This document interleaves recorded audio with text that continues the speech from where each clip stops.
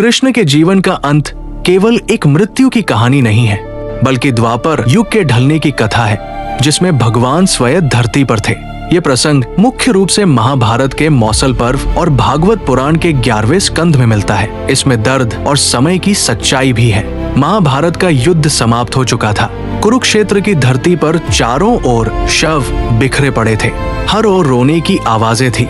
उसी समय कौरवों की माता गांधारी अपने 100 पुत्रों को खोकर शोक में डूबी हुई श्री कृष्ण के सामने आई। उनका हृदय टूट चुका था।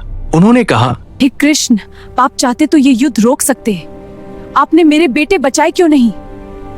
फिर उन्होंने शाप दिया कि जैसे मेरा वंश मिट गया, वैसे ही 36 साल बाद आपका यादव वंश भी आपस में लड़कर नष्ट हो जाएगा। कृष्ण ने शांत चेहरे से सब सुना।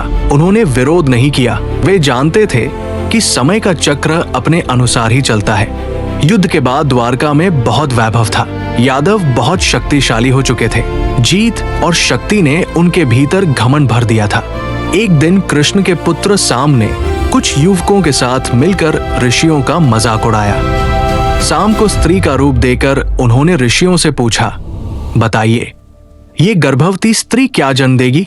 ऋषियों ने अपमानित होकर कहा, इसके गर्भ से लोहे का मुसल निकलेगा जो तुम्हारे पूरे वंश का नाश करेगा। बात मजाक से शुरू हुई थी, पर अंत बहुत भारी था। सच में साम के पेट से लोहे का मुसल निकला।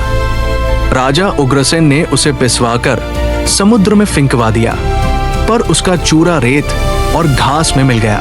एक छोटा टुकड़ा बच गया। किसी ने सोचा भी नहीं था कि यही छोटा सा टुकड़ा एक दिन इतिहास बदल देगा। 36 वर्ष बीत गए। प्रभास तीर्थ में यादव इकट्ठा हुए। वहां उत्सव था, पर धीरे धीरे शराब और पुराने अहंकार ने आग पकड़ ली। बातों से झगड़ा और झगड़े से मारपीट शुरू हो गई। समुद्र किनारे उगी वही घास उनके हाथों में लोहे की छड़ जैसी सख्त हो गई। वे एक दूसरे पर टूट पड़े। भाई ने भाई को मारा, मित्र ने मित्र को। कुछ ही समय में पूरा यादव वंश खत्म हो गया।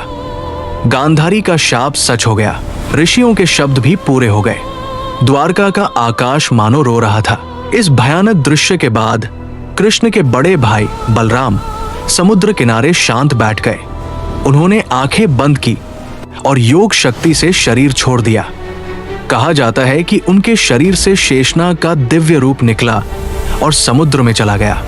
ये संकेत था कि अब कृष्ण की लीला भी समाप्त होने वाली है। अब श्री कृष्ण अकेले रह गए थे। वे वन में एक पीपल के पेड़ के नीचे लेट गए। उनका एक पैर ऊपर था। उसी समय जरा नाम का एक शिकारी वहां आया। उसे दूर से कृष्ण का पैर हिरण की आंख जैसा लगा।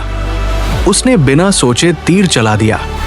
वो तीर उसी बचे हुए लोहे के टुकड़े से बना था। तीर लगते ही जब वो पास आया और उसने देखा कि ये कोई साधारण मनुष्य नहीं बल्कि स्वयं कृष्ण है, तो वो डर से कांप उठा। उसने रोते हुए क्षमा मांगी। कृष्ण ने मुस्कुराकर कहा, डरो मत, ये सब पहले से तय था। उनके शब्दों में दर्द नहीं था, केवल शांति थी, जैसे समय अपना हिसाब पूरा कर रहा हो। फिर श्री कृष्ण ने धीरे धीरे अपनी आंखें बंद की। उसी के बाद द्वारका नगरी समुद्र में डूबने लगी। जो शहर कभी हंसी और संगीत से भरा था, वो लहरों में खो गया। जब अर्जुन वहां पहुंचे और बचे हुए लोगों को लेकर लौटने लगे, तो रास्ते में डाकुओं ने हमला कर दिया। अर्जुन ने धनुष उठाया, पर उन्हें लगा कि उनकी शक्ति पहले जैसी नहीं रही। दिव्य अस्त्र काम नहीं कर रहे थे। उन्हें समझ आ गया कि कृष्ण के साथ ही वो दिव्य युग भी चला गया। उसी क्षण से द्वापर युग समाप्त हुआ और कलयुग का आरंभ माना गया। कृष्ण का अंत दुख से भरा है, पर उसमें एक गहरी शांति भी है। उन्होंने अपना काम पूरा किया, धर्म को स्थापित किया और फिर बिना किसी शोर के चले गए। ये कहानी हमें सिखाती है कि चाहे कोई कितना भी शक्तिशाली क्यों न हो, समय से बड़ा कोई नहीं। वैभव, शक्ति, राज्य सब एक दिन समाप्त हो जाते हैं, पर सच्चा धर्म और प्रेम हमेशा याद रहते हैं।